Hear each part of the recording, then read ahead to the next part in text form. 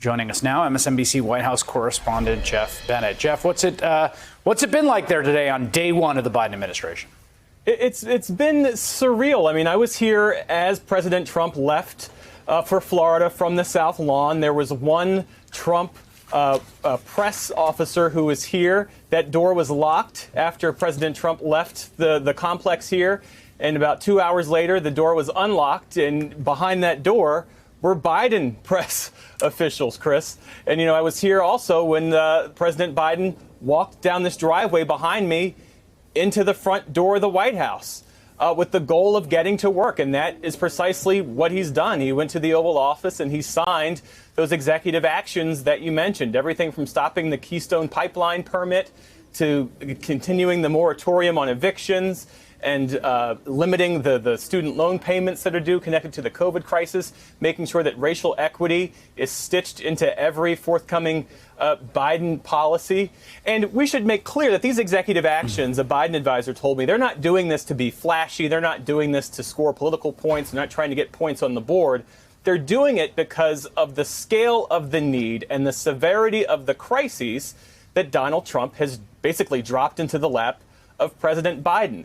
A pandemic that has now claimed more than 400,000 lives, in large part because the pandemic wasn't really managed. I mean, we've seen that with the testing rollout, now with the vaccine rollout. A cratered economy, a crisis in our democracy, best illustrated by that insurrection by seditionists at the Capitol, and of course, systemic inequity that exists in our policy. Really, it's written into American policy in so many ways. And so these executive actions that the president signed today, he says, are a beginning step, a first step, and that he wants to match it with policy.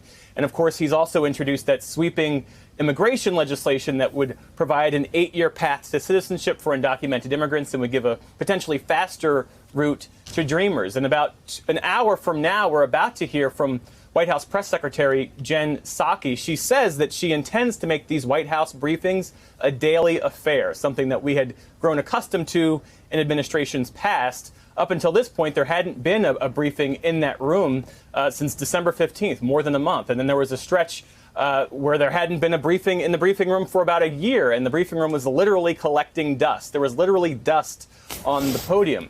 And what's more important than whether or not there is a briefing, what's more important than that is making sure that the information conveyed by a press secretary is accurate, useful, beneficial to the American public, more so than is beneficial to the president who happens to be occupying that White House. I mean, that was the dynamic we saw from Kayleigh McEnany and Sarah Sanders and all of that. And so today, among the many questions we intend to put to Jen Psaki, not just about the president's policy agenda, one big one is about disinformation. COVID is a crisis. Disinformation is a crisis, too.